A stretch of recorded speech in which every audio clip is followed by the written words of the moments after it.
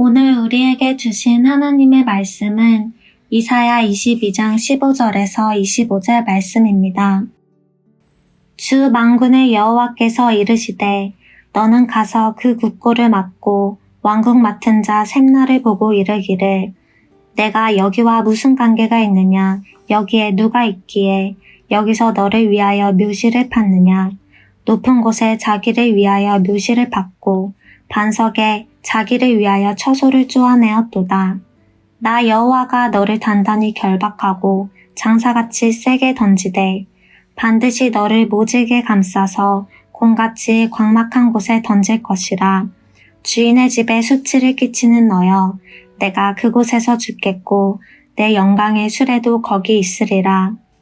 내가 너를 내 간직에서 쫓아내며 내 지위에서 낮추리니 그날에 내가 헬기야의 아들 내 종 엘리야김을 불러 내 옷을 그에게 입히며 내 띠를 그에게 띄어 힘있게 하고 내 정권을 그의 손에 맡기리니 그가 예루살렘 주민과 유다의 집의 아버지가 될 것이며 내가 또 다윗의 집의 열쇠를 그의 어깨에 두리니 그가 열면 닫을 자가 없겠고 닫으면 열 자가 없으리라. 못이 단단한 곳에 박힌같이 그를 견고하게 하리니 그가 그의 아버지 집에 영광의 보좌가 될 것이요 그의 아버지 집의 모든 영광이 그 위에 걸리리니 그 후손과 족속되는 각 작은 그릇 곧 종지로부터 모든 항아리까지니라. 만군의 여호와께서 이르시되 그날에는 단단한 곳에 박혔던 못이 사그리니 그 못이 부러져 떨어짐으로 그 위에 걸린 물건이 부서지리라 하셨다 하라. 나 여호와의 말이니라. 아멘.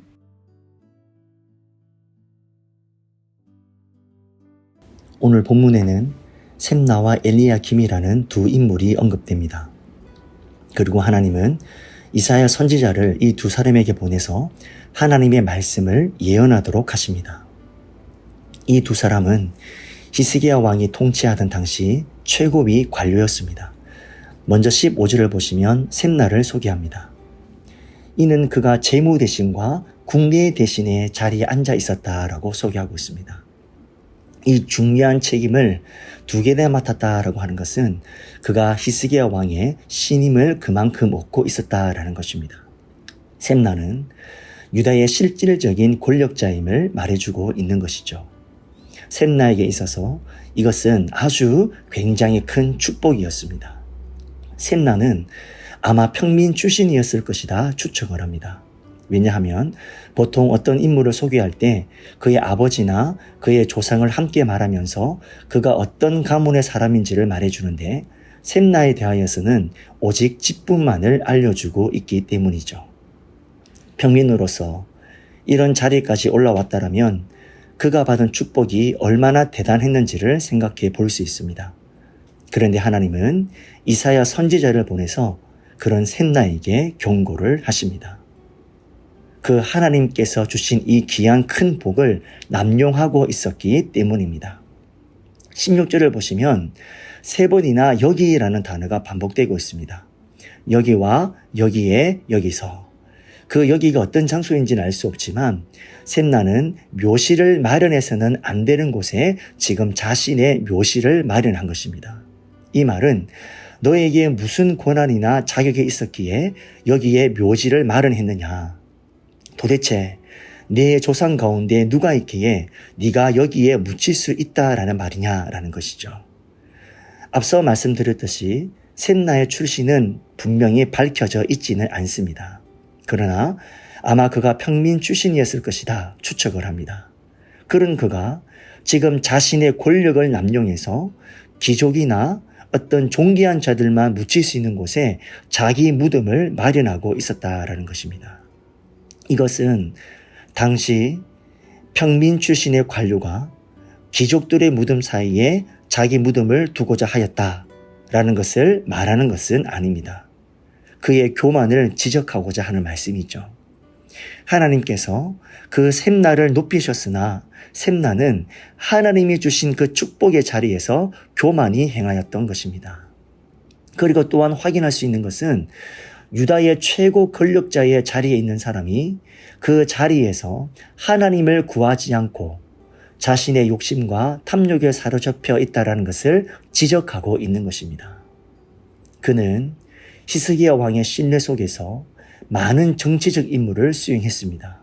그런 그가 자기의 욕심을 채우기에 급급했다라고 하는 것은 하나님을 의지하지 않았다라는 것이고 하나님을 배제한 채로 정치했다라는 것을 말해주고 있는 것입니다. 하나님은 이러한 셈나에게 경고하십니다.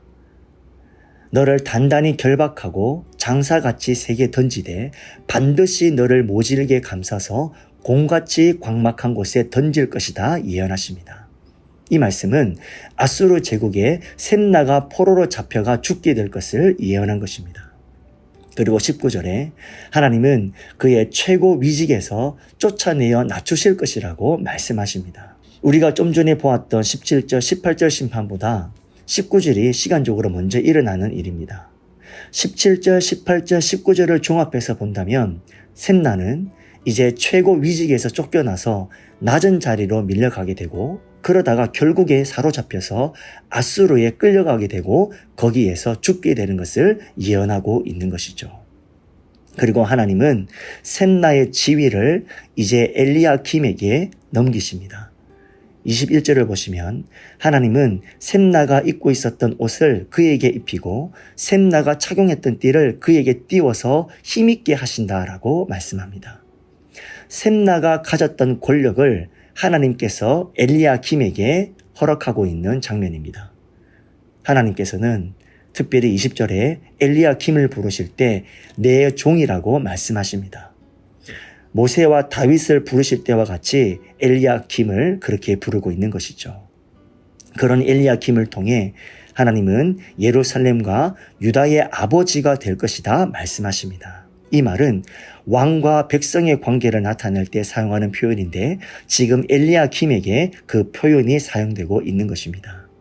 그가 막강한 권력을 가지게 될 것이다 라는 것을 보여주고 있는 것이죠.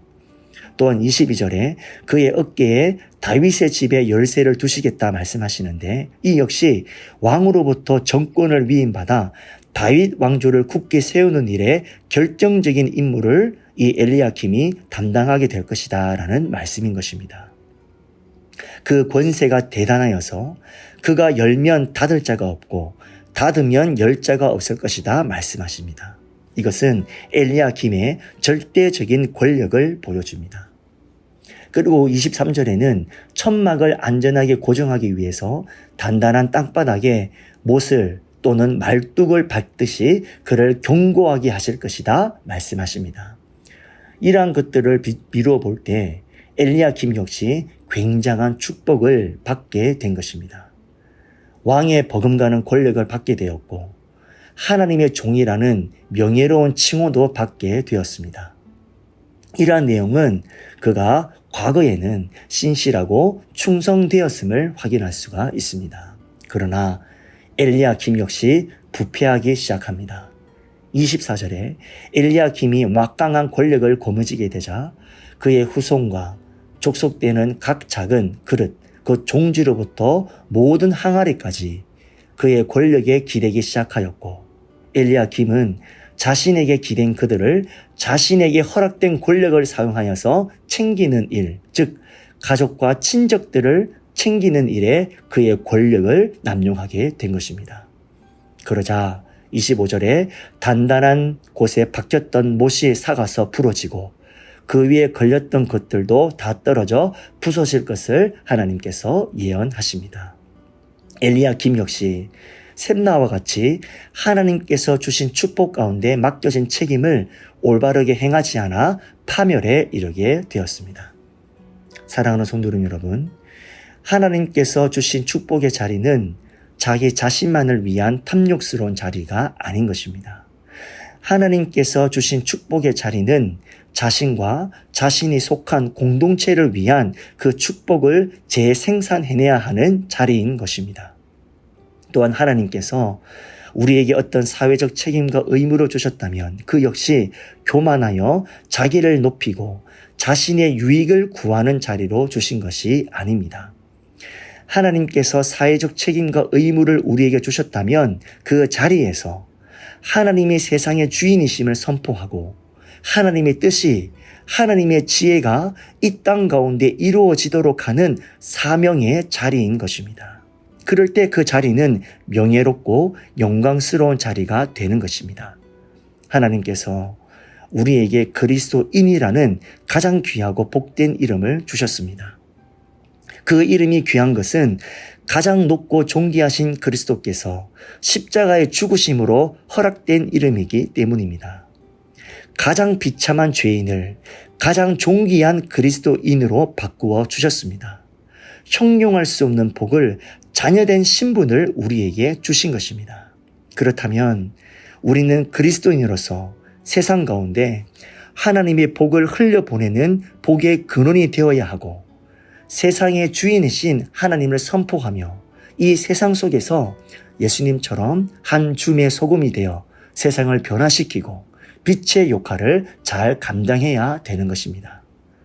셈나와 엘리야김의 결정적인 잘못은 그들의 많은 복 가운데 있었지만 하나님과 동행하지 않았다라는 것이죠. 그들은 하나님으로부터 형용할 수 없는 많은 복을 받았습니다. 그런데 그 복을 받자 하나님이 아닌 자신의 탐욕에 빠져버렸고 하나님과 동행하지 않았습니다. 하나님이 없는 삶은 아무리 큰 복을 거머쥐고 있다고 하여도 그것은 금세 가장 치명적인 독이 되어 자신을 죽이게 되는 것입니다.